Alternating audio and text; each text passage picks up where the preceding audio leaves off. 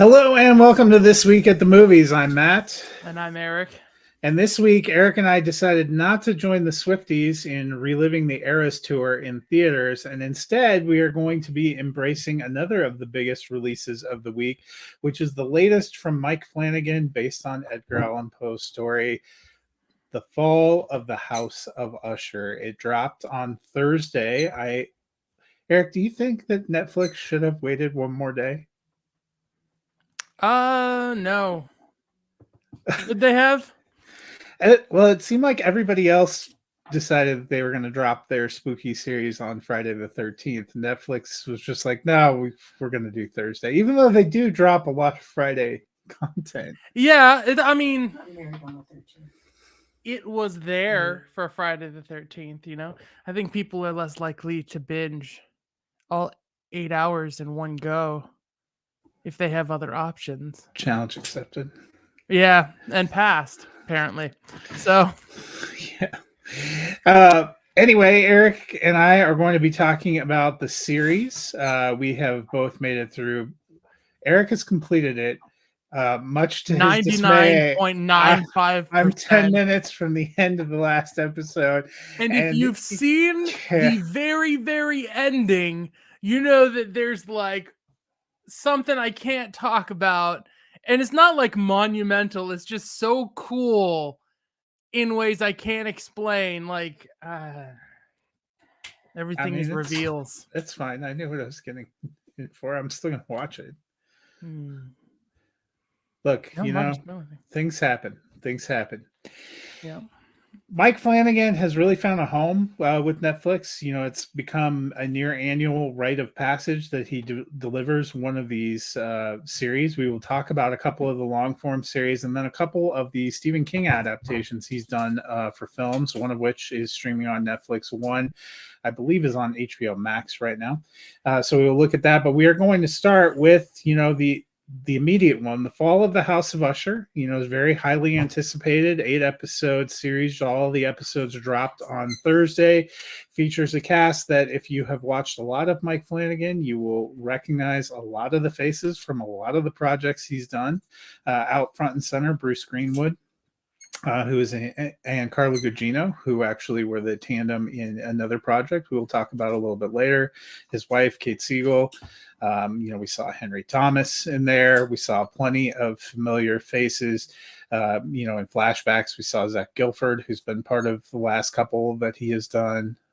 Most of the Midnight Club was in there. I wasn't as big on the Midnight Club, so I didn't pick up on all those, but bully for you for keeping track of that. I did recognize that most of the key players from Midnight Mass, which I loved, were in there. But Eric, you have completed it. We weren't sure last week how many of the episodes we'd all make it through, so I was letting you take the lead. When you said you thought you were going to finish it, I'm like, challenge accepted almost. But what did you think of this one?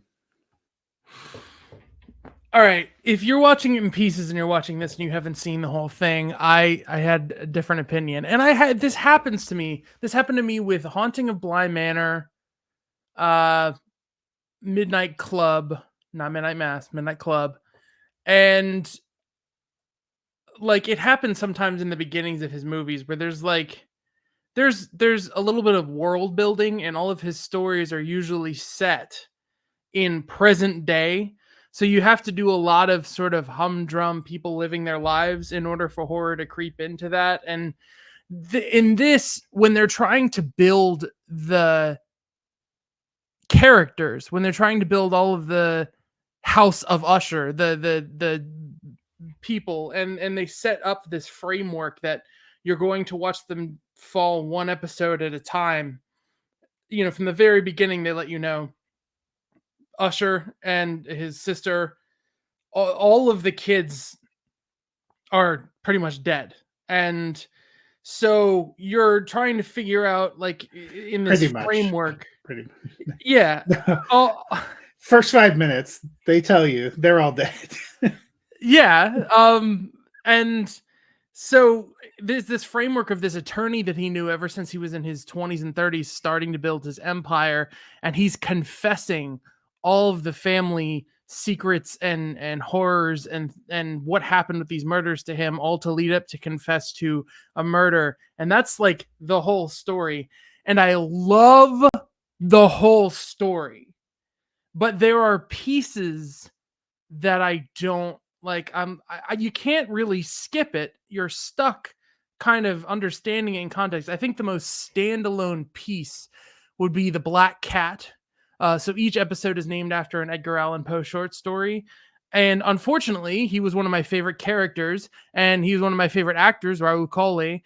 And his story is the most like you could clip it out and you wouldn't miss much, moving forward. And so it was just kind of like that, one of the younger ushers is Kate Siegel, the um Mike Flanagan's wife, who's in almost So every project he's made since is Hush. it they're retired in reverse order of progeny, right?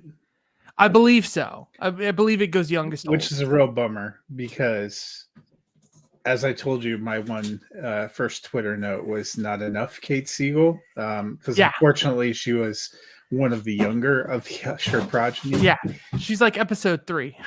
Yeah. The Murders of the Rue Morgue. Probably the most distressing, though, of the actual Deaths. is 2. Oh yeah. When that There is it. The shit comes first out of the 2 ceiling, I was episodes like, are your hook. no.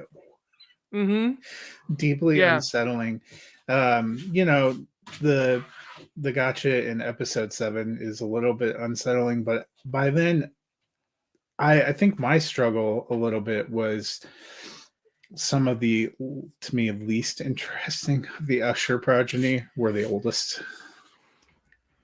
I just there were I wanted something. My big thing about this whole story overall is there is this running sort of explored because it's present, but it's not really explored based on like consequence or storytelling theme of sexuality.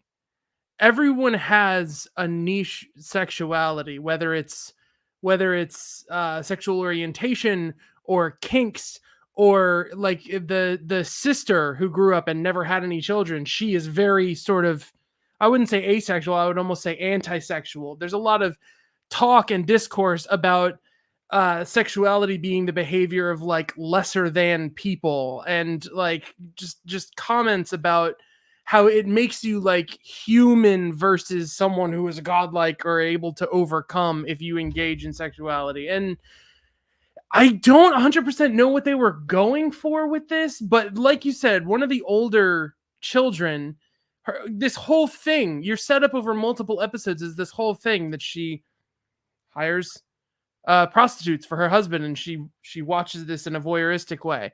And by the time they get to her episode where But they're the only exploring her time life, they really show it before the kind of gotcha video is I wasn't 100% sure what they were doing with them. yeah, no, that was Because the that's one my time point. they show it, it's like, oh, to have dinner.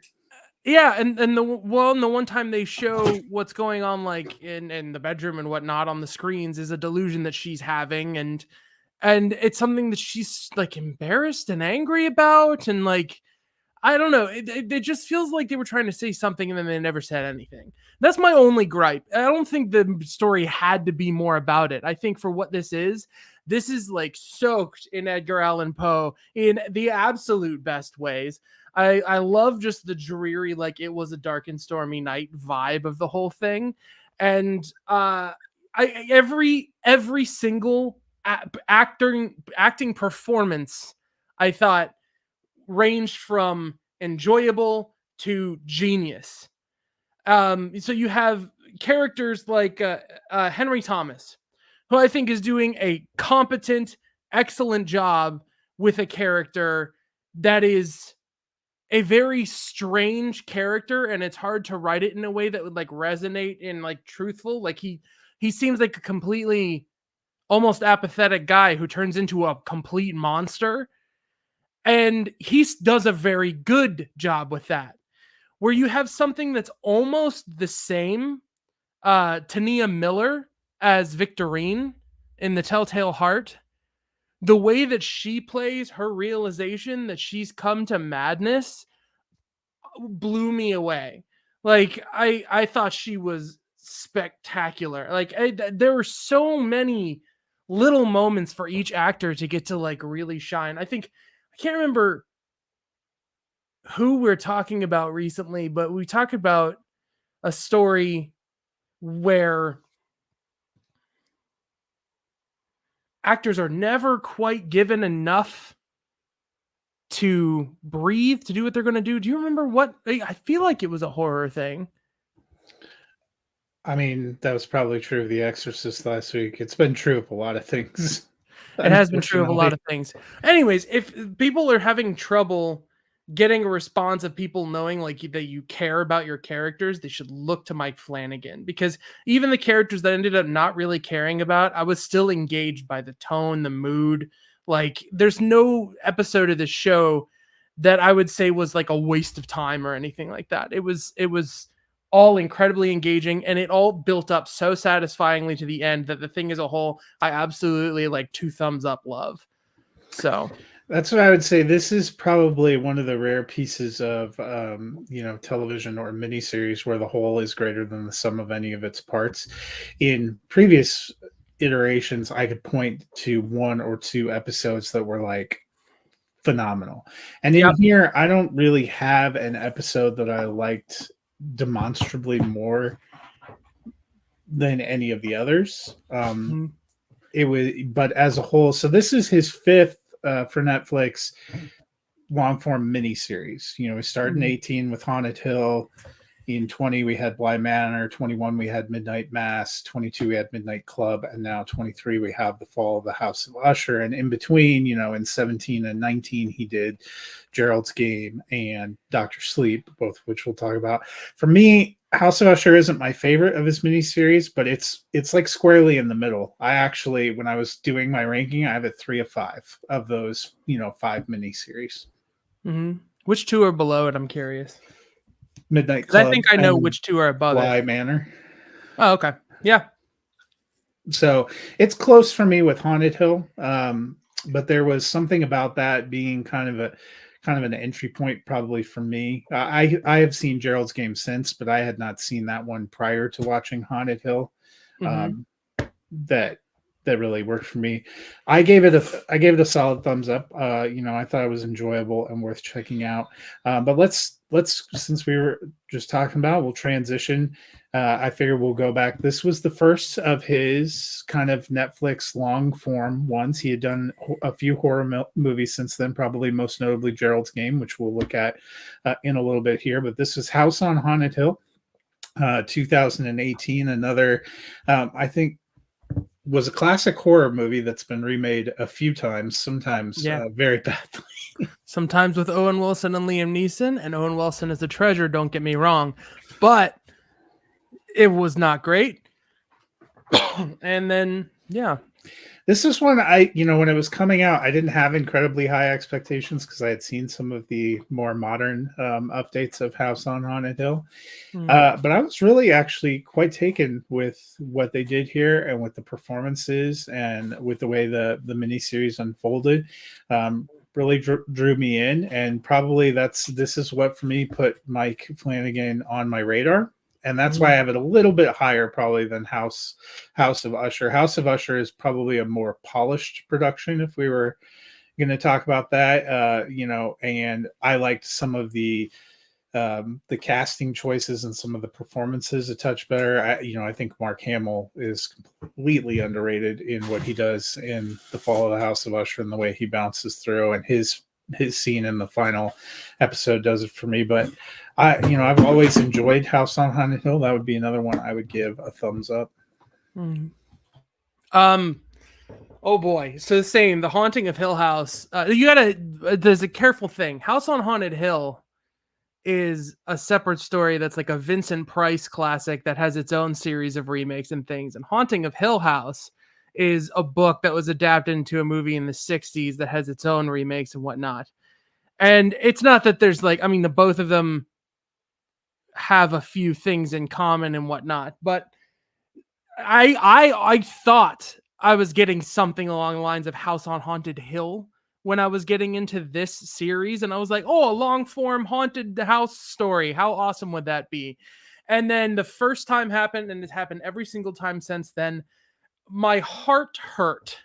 Not like jump scare wise, but like my heart hurt feeling for the characters and family. And he really knows how to blend scares with the horrific nature of what can happen to people. When we talk about the bent neck lady, it's been years for spoilers of this, but I'm not going to go into explaining it. But you talk about the bent neck lady, you talk about what happened to their mother, you talk about what the house really is, and you talk about like the red room and the way that is. He's such a great blend of so many different types of like haunted house understanding creepy. And then I got into a bunch of things like Hush. His sequel to Ouija is a sort of secret, not really expansion on the Exorcist mythology. There's been videos that talk about like how he sort of changed the rules of what possession meant in one based on the fact that in The Exorcist, the only hint that you get from that movie of Reagan's possession was playing with an your Ouija board. And so like, I don't know, they like I just caught on that every time I see Mike Flanagan's name, whatever type of horror movie it is, whether it's Oculus, Hush, Gerald's Game, Stephen King, not Stephen King, whatever it is, it's a cut above other movies like it. Ouija, the first movie, I don't have a lot of time to do like the platitudes of like any movie is hard to make. It's bad. But Origin of Evil, its prequel, is a cut above most possession movies of its kind. And so Hill House like really struck me, and I gave it 2 thumbs up just based on how much I fell for the characters and whatnot. Like that, I mean, I have the physical copy. I wish they would release my favorite series by him on physical media. There's been like a slow campaign on different media websites for it to happen, and it won't happen because Netflix doesn't do this, and it's not.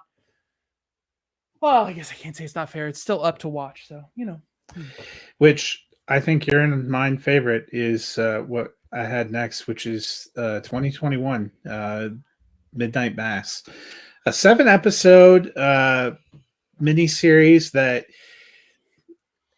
it ends tackling what I would say is probably a traditional horror genre, but that actually isn't. it's really not about that. It's not about that, and this is the rare one where I still love it. It's probably an all-time like television thing for me, but the finale is probably one of the episodes I'm least interested in. Yeah, I mean, which is fascinating. Yeah, like, I think you and I both agree that probably one of the best moments of that show is a monologue on a boat. That you have literally no idea where you're going to go, and the stunning sacrifice. It's probably because I think for me, in any of the projects I've ever seen him do, Zach Gilford's character in Midnight Mass and his arc in Midnight Mass is probably the most compelling thing I've ever seen. Yep. The only case I would make, like if that was even needed to be in competition with that, would be Hamish Linklater, who just he has to play a very, like I said, Henry Thomas in Fall of House of Usher has to play a character that goes through a very bizarre state of mind and actions. And Hamish Linklater has to play a human who, without spoiling too much of things, isn't his age and is burying multiple secrets, and sees something that we would instantly recognize as one type of mythology, but he sees it through his religious faith. And so he has to sell you on his faith in this sort of mystical imbued creature. And I hate telling people what the creature is because I feel like it sets people's minds wrong for how to walk into this series. But it is so unbelievable. Like everything, like if there's a big theme, Fall of House of Usher is money and the chase of riches and like the cost of that, religion and the meaning it gives to people's lives, and the purpose and meaning of that is midnight mass. And he like tackles these massive dragons of themes, and he's like, yeah, well, I have like 7-8 hours of screen time to tackle that theme, so I'm gonna do it. And then he just writes it, and it just works. And I don't know if some people think he's too ham-fisted. I've heard complaints about the monologues being too long, but everything is earned for me in Midnight Mass. It is one of my favorite television series of all time, and I think it might be my favorite horror story, period. So yeah. And it's such a singular vision too. He directed all the episodes. It stands out and apart from the other 4 that he's done. It feels like he was more directly. It was more uniquely his project than anything else. Like even Fall of the House of Usher, it's not that he wasn't the creator and doesn't have a screen credit on each of the scripts. He directed half of them, and was definitely very involved. Nobody would question that. But Midnight Mass feels a little bit different in being more of a kind of, I just feels like more of a singular vision, and it is probably the theological exploration that really hits home for me. And you get that a lot in Zach Gilford's from those opening moments at the crash. And you feel this weight of guilt that he feels, of this desire to atone and never really knowing how, and being afraid to let himself be happy or in any way feel like he's off the hook. And it's just beautiful. And the back and forth between him and Kate Siegel is wonderful. Him and Hamish Linklater is wonderful. Raul Coley, who you really enjoyed a lot in Fall of the House of Usher, is a fascinating and delightful character in Midnight Mass. A really strong heart of the show. Henry Thomas as Guilford's father, the back and forth. I mean, you're seeing a lot of these actors recurring time and again. It just, the way that it all comes together, it was incredibly moving and remains, so. It's a weird note that my wife and I mentioned that Raul Coley, I think, came into the picture in Bly Manor, as far as recurring in his collection of actors that recur in the person we're talking about, Mike Flanagan's movies. And with Fall of House of Usher, he's gained another cast member from the show iZombie, who played the lawyer when he was younger. And just a little bit part of me wants me to like see that happen more and more, because he needs to get the main girl, Rose McIver. He needs to get her. He also needs to get like the lead antagonist of that show, because he played Jack Torrance in the miniseries adaptation of The Shining that Stephen King prefers to the Stanley Kubrick movie. And I'm so like, to be able to link that together would be really satisfying. Anyways, Steven Weber played there's probably more than one miniseries, but yeah, famously though, Stanley Kubrick didn't always hew close to source material, which I can understand why. Stephen King. It is Steven Weber is the guy who played okay. Yeah. He was also the main bad guy in iZombie, so it's like, I also forgot about that. Well, as I mentioned, Mike Flanagan, while he has excelled at making kind of long form miniseries, has also done some movies. And one of the first, probably big ones you hear people talk about that, Eric, I know you are a huge fan of, is Gerald's Game, which came out in 2017, just a year before Hill House. and features Carla Gugino and Bruce Greenwood in an adaptation of a Stephen King novel. And since they factor so prominently in Fall of the House of Usher, it makes sense that we would chat about this one. I've seen it. I thought it was well done. I wouldn't consider it one of my favorites, so I'm going to turn the floor over to you because I know how much you enjoy this movie. I was just blown away by I mean, there's the bottle episode, phone booth type of story. I just think they did so much with this story in terms of expanding on it and talking about abuse and pulling things together in a visually thematic way.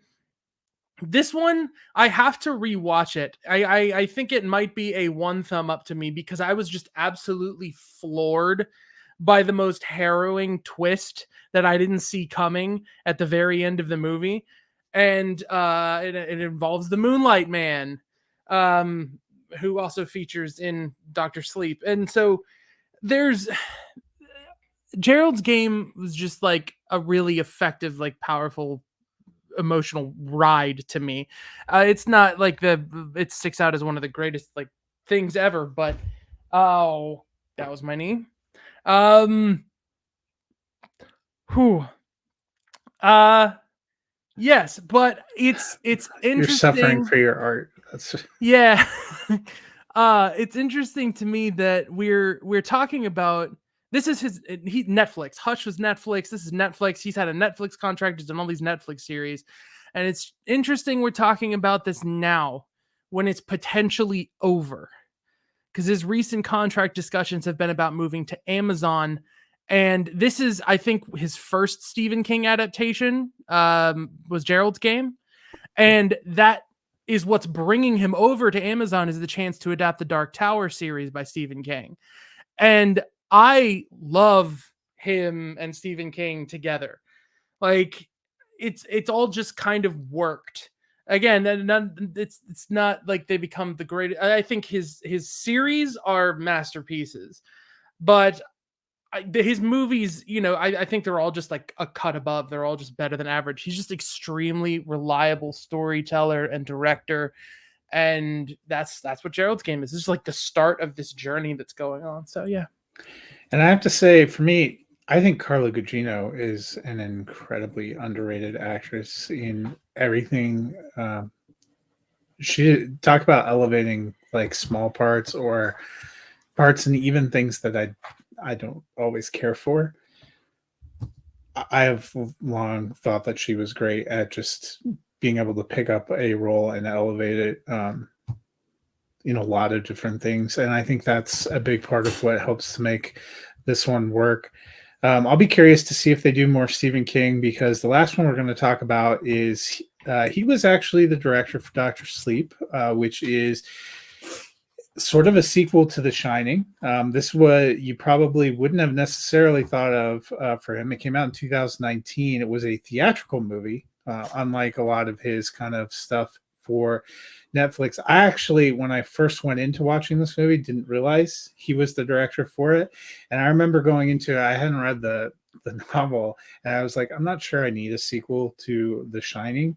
And as I was watching it, I was just getting more and more hooked in the story. I really enjoyed it. When I went back to look some stuff up, I was like, oh, this makes some sense.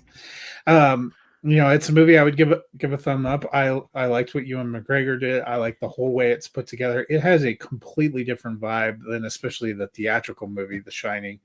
Mm-hmm. And it's a little bit longer. I think it's 160 minutes, but it's really engaging. Mm-hmm. And just kind of pulls you in, like you said, that being able to tell a story and get it's 152 minutes and be able to get into the actors and the narrative. I thought the time just flew by. Maybe it was just preparing us for the year 2023 when 2.5 hours is a starter movie. But Yeah. Eric, what did you think of Dr. Sleep? It's funny you mentioned the runtime, and that's actually for the non-extended version, and I weirdly enough prefer the extended version. I actually left Doctor Sleep having issues, and I'm not some like super huge fan of the Shining Stanley Kubrick movie or anything like that. I do like the movie a lot, but Doctor Sleep had this sort of prevalent issue where there were horrific things happening, but like you said, it's a 2.5 hour movie. And after about an hour, when Jacob Tremblay's character is no longer in the movie, from that point on, the good guys are winning the whole time. You know, and it felt to me very like confusing how little stakes there were. There's this whole camp of essentially vampires, like energy vampires that are hunting people down. And there's one scene where the lead heroes seem to be like, all right, they've crossed the line. Let's just like pick them off. And like they're all just basically gone, except for one. And then the ending of the story is set up in an absolute brilliant payoff where he basically gives the ending of the book, The Shining, like he replaced the ending of Doctor Sleep with the ending to the book The Shining, giving the original movie the original book's ending. I thought that was absolutely genius. I love that move. But again, it's sort of I felt like I could feel watching the movie like, okay, you went back to finish The Shining at the end and you just kind of tapered away from the threats and the villains of this story, and now that's just kind of over. And I just there were some things in there that I felt like the consequences weren't very like the stakes weren't very high, but still as a sure-footed director, as an imaginative visual storyteller, being able to recreate the sets and the tone and the feel of these places and being able to make a movie that lives in its own aesthetic but still fits with The Shining, like there is so much worth there that you can't deny. Like I'm definitely one thumb up on it. I just like the theatrical cut of that movie. It's very I feel like it is very quick, but it's kind of because things are just kind of moving along. It's like, oh, there's an obstacle. Oh, we overcame it. Oh, there's an obstacle. Oh, we overcame it. And it's like, okay, all right. Well, if you take nothing else away from tonight, it's that we've given you plenty of options if you are looking for some spooky season options. There are still 16 days left in this month of October. We've given you 3 different Mike Flanagan series for a total of 23 episodes and a couple of films, both of which are streaming. So a lot of stuff to check out if you haven't seen The Fall of the House of Usher. Both of us gave it at least 1 thumb up. Very worth checking out. But if you haven't seen Midnight Mass, I would do yourself a favor and go find that one first. And it's in some parts of the country it's just becoming cold, and other parts of the world is different and whatnot. But just it's time. Just if you haven't watched it, it's time. And that'll wrap it up for this week. Next week, we are going to tackle The Killers of the Flower Moon, which is a highly anticipated film whose total runtime might be about equal to the 8 episodes we just watched. Yeah, probably.